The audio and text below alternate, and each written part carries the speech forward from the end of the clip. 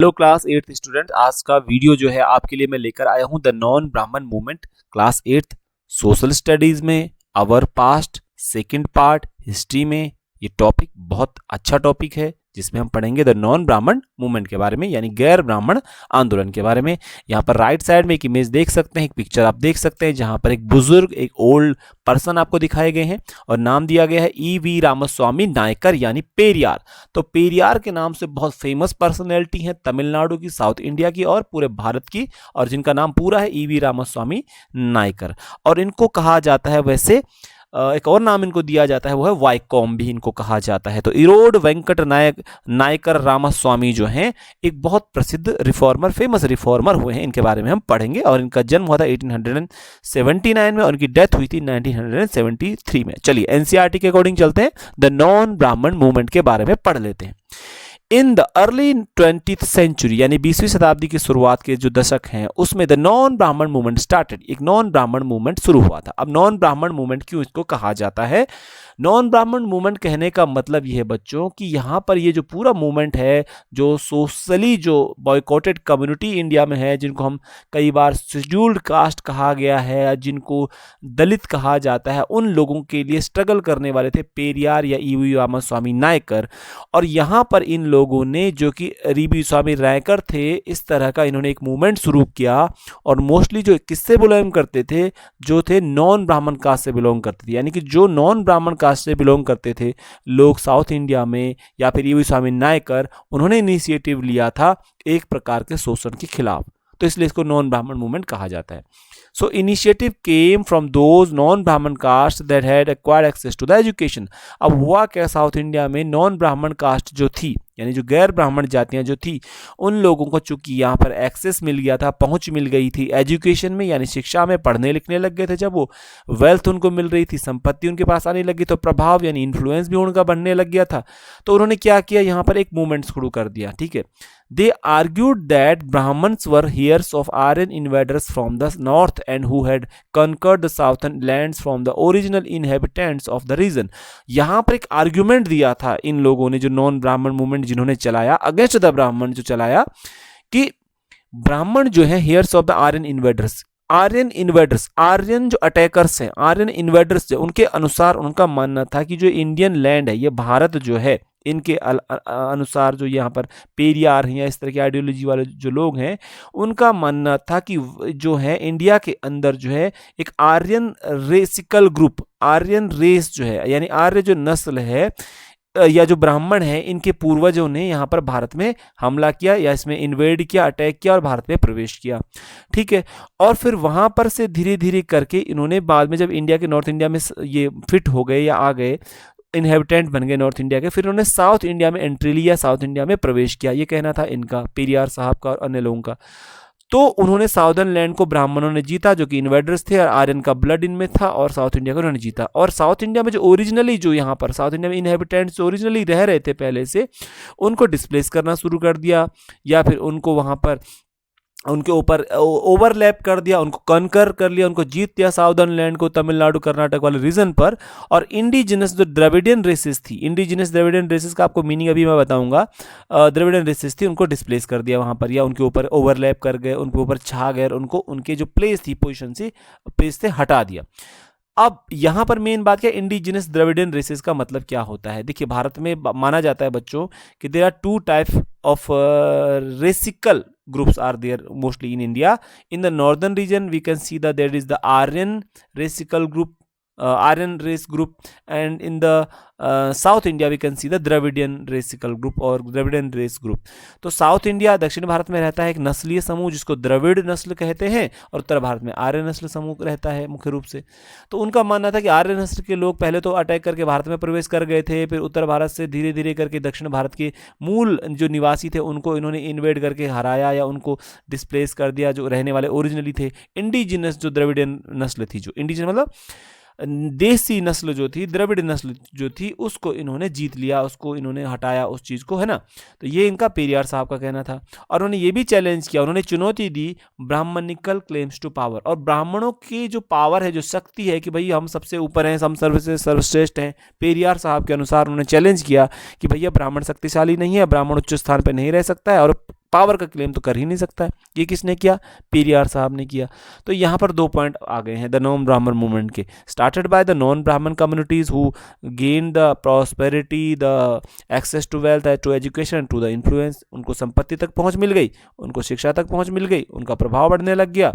इस तरह की चीज़ों के कारण वो चैलेंज करने लगे ब्राह्मण्स को और बोलने लगे ये ब्राह्मण्स तो अटैकर्स हैं, नॉर्थ इंडिया से साउथ इंडिया में आए और जो वास्तविक रूप से ओरिजिनली जो साउथ इंडिया के अंदर, दक्षिण भारत के अंदर जो नस्ल थी द्रविड़ नस्ल, उसको इन्होंने यहाँ पर जीत लिया था। और वो वास्तविक जो रहने वाले दक्षिण भारत के उनके अनुसार मानने वाले थे वो थे द्रविड़ नस्ल के लोग। और ये मानना किसका था? ये पेरियार साहब का था। अब पेरियार साहब के जीवन के बारे में कुछ जानकारी हम ले लेते हैं यहाँ पर।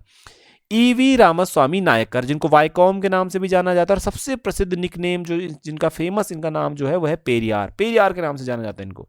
तो ईवी रामास्वामी नायकर, या जिनको हम पेरियार भी कह रहे हैं, इनको कहा जाता है Periyar, came from a middle class family, यानी कि बहुत साधारण से मध्यम वर्गीय परिवार, मिडिल क्लास फैमिली से आते थे, बहुत अमीर नहीं थे, साधारण परिवार से आते थे।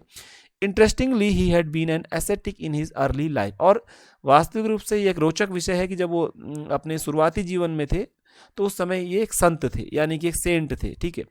And had studied the Sanskrit scriptures carefully, और उन्होंने संस्कृत के ग्रंथों का, प्राचीन ग्रंथों का, संस्कृत में जो ग्रंथ लिखे थे उनका भी अध्ययन इन्होंने, रामायण महाभारत भगवत गीता का भी इन्होंने किया था। लेटर, लेकिन बाद में क्या हुआ, he became a member of Congress party, अब बाद में इन्होंने कांग्रेस पार्टी भी ज्वाइन की थी। ईवी रामास्वामी नायकर का जन्म हुआ था 1800 समथिंग में, यानी 1879 में, और उसी के बाद कांग्रेस फाउंडेशन 1885 में होती है। तो कांग्रेस का पीरियड में ही ये काम कर रहे हैं रामास्वामी नायकर। कांग्रेस भी इन्होंने ज्वाइन की थी, बट बाद में इन्होंने कांग्रेस को, पार्टी को छोड़ दिया था, because he found that at a feast organized by the nationalist, seating arrangements followed by caste distinctions, that is the lower caste were made to sit at a distance from the upper caste। मतलब कुल मिलाकर बात ये है कि Congress party join कर ली थी यहाँ पर ईवी रामास्वामी नायकर साहब ने। लेकिन हुआ या कि जब कांग्रेस पार्टी के कॉन्फ्रेंसेस ऑल इंडिया लेवल पर, ऑर्गेनाइजेशंस, जब मीटिंग्स होती थी ऑल इंडिया लेवल पर कांग्रेस की, या जो भी मीटिंग्स जहाँ पर भी हो रही कांग्रेस की, तो ये भी कांग्रेस के मेंबर थे। बट इन्होंने देखा जब खाना खाया जाता था बैठ करके, तो वहाँ पर भी क्या करते थे, जो अपर कास्ट के लोग, जो ब्राह्मण्स होते थे, उनकी अलग लाइन लगती थी, और जिनको कि दलित कहा जाता है आज, या जिनके लिए लड़ रहे थे, उनके लिए अलग लाइन लगती थी, जबकि वो भी कांग्रेस के मेंबर होते थे। तो उनको लगा कि जब फ्रीडम मूवमेंट में जब सब पार्टिसिपेट कर रहे हैं, आज़ादी के आंदोलन में सब साथ लड़ रहे हैं, नेशनलिस्ट मूवमेंट में जब साथ लड़ रहे हैं, तो कांग्रेस में इतना डिफरेंस क्यों है, कांग्रेस में ही 2 लाइन क्यों लग रही है यहाँ पर? एक तरह से दलित अलग बैठ रहे हैं और ब्राह्मण्स अलग बैठ रहे हैं। तो इसके कारण इन्होंने कांग्रेस ही छोड़ दी। उन्होंने बोला यहाँ पर तो बहुत बड़ा डिस्टिंक्शन, या डिस्टिंक्शन मतलब कि भेदभाव है, अंतर है, इस तरह का नहीं होना चाहिए। और सीटिंग अरेंजमेंट जो है यहाँ पर अलग अलग कर रखा है, ब्राह्मण्स के लिए अलग कर रखा है, या जो अपर कास्ट पीपल है उनके लिए अलग कर रखा है, और जिनको एक्सप्लॉइट किया जा रहा है सोसाइटी में उनके लिए अलग कर रखा है। तो ऐसा क्यों है? तो इन्होंने कांग्रेस पार्टी को ही छोड़ दिया। उसके बाद बहुत सारी चीज़ें और उभर कर सामने आती हैं। अब यहाँ पर इन्होंने कन्विंस करना शुरू कर दिया, इन्होंने एक मैसेज देना शुरू कर दिया, convinced that untouchables had to fight for their dignity, they give the slogan to the people. उन्होंने बोला कि भाई हम अनटचेबल्स जो सोसाइटी के अंदर, जिनका डिस्क्रिमिनेशन हुआ है, जिनको शोषण किया जा रहा है, they had to fight for their dignity, यानी कि अपनी प्रतिष्ठा, dignity means the prestige, the respect every person has on the earth has his respect, dignity. तो उनका मानना था कि जो अनटचेबल्स हैं, जो इनको अछूत कहा जाता है, जिनको सोसाइटी में एक्सप्लॉइट किया गया है, उन लोगों को अपनी आवाज़ उठानी चाहिए और अपने सम्मान के लिए लड़ना चाहिए। और पेरियार ने बाद में फाउंड किया था सेल्फ रिस्पेक्ट मूवमेंट। इन्होंने एक सेल्फ रिस्पेक्ट मूवमेंट, यानी सेल्फ मतलब आत्म, रिस्पेक्ट मतलब सम्मान, मूवमेंट मतलब आंदोलन। तो पेरियार ईवी स्वामी नायकर ने आत्मसम्मान आंदोलन शुरू करा, दलितों के, उन समाज के अंदर जो अनटचेबल्स लोग थे, उनके राइट्स के लिए, उनके डिग्निटी के लिए, उनके रिस्पेक्ट के लिए। तो नाम याद रखिएगा, self respect movement started by Periyar EV Ramaswamy Naicker साहब। अब बात आती है इन्होंने और क्या आर्गूमेंट दिया। He argued that untouchables were the true upholders of an original Tamil and Dravidian culture.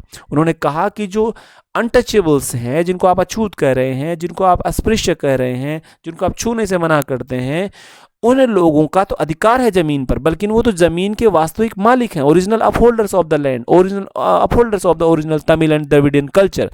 यानी कि जो तमिलनाडु, देखिए आज का जो तमिलनाडु है, इस रीजन में पूरा जो तमिलनाडु वाला क्षेत्र है, यहाँ के लोगों को, तमिलनाडु के लोगों को हम क्या कह सकते हैं, तमिल कह सकते हैं, तमिल लैंग्वेज बोलते हैं। द्रविड़ भी कह सकते हैं, बिल्कुल उनकी रेस जो है द्रविड़ रेस है। तो उनका मानना था कि द्रविड़ जो नस्ल है एक पूरा अपना कल्चर लिए हुए है और ओरिजिनल तमिल कल्चर अपने आप में एक कल्चर है। तो यहाँ पर अनटचेबल्स जो लोग हैं उनको वास्तविक रूप से वही उत्तराधिकारी हैं इस द्रविडियन कल्चर के, ब्राह्मण नहीं हैं। लेकिन इनके कल्चर को किसने हटाया? ब्राह्मण्स ने, यानी कि उसके ऊपर अपना जो है प्रभुत्व स्थापित कर दिया है। They Brahmins had been subjugated, मतलब culture, Dravidian culture had been subjugate by the Brahmins. ब्राह्मणों ने क्या कर दिया, जो ये तमिलनाडु का या द्रविडियन जो नस्लें थी उनके कल्चर को ऑक्यूपाई कर दिया। ब्राह्मण्स ने अपना कल्चर ऊपर से थोप दिया, इनका ये मानना था, तो ब्राह्मणों के अगेंस्ट थे। He felt that all religious authorities saw social divisions and inequality as God given. अब उनका ये भी मानना था कि सभी जो धर्म है वहां पर जो है सोशल डिवीजन होते हैं, इनइक्वालिटी होती है जो कि भगवान ने दिया है।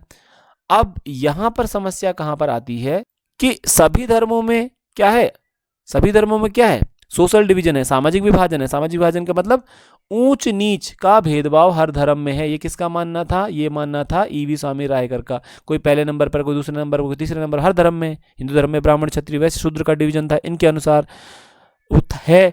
तो इनका मानना था इनइक्वालिटी हर धर्म में जो ईश्वर ने बनाई है इनके अकॉर्डिंग। तो इनका मानना था कि untouchables had to free themselves. Untouchables जो है, अछूत जो है, जिनको सोसाइटी में एक्सप्लॉइट किया जा रहा है, इनका मानना था कि उन लोगों को क्या करना चाहिए?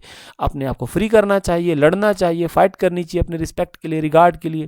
Therefore from all religions in order to achieve social equality, यानी कि हर धर्म के अंदर जहां जहां भेदभाव होता है उन लोगों को अपने जो है सोशल इक्वालिटी सामाजिक समानता, मतलब सब समान है, इस चीज के लिए अछूत लोग, जो अस्पृश्य लोग, अनटचेबल्स लोग हैं, उनको लड़ना चाहिए इनके अनुसार। जिसके साथ भेदभाव होता है हर धर्म में, उसको अपने अधिकार के लिए, सामाजिक समानता के लिए लड़ना चाहिए। यानी सबको समान रूप से अधिकार मिले, मंदिर जाने का समान रूप से अधिकार मिले, भोजन एक जगह में खाने का समान अधिकार मिले, पानी भरने का सार्वजनिक पब्लिक प्लेस में, इस तरह की चीजें बोल रहे थे।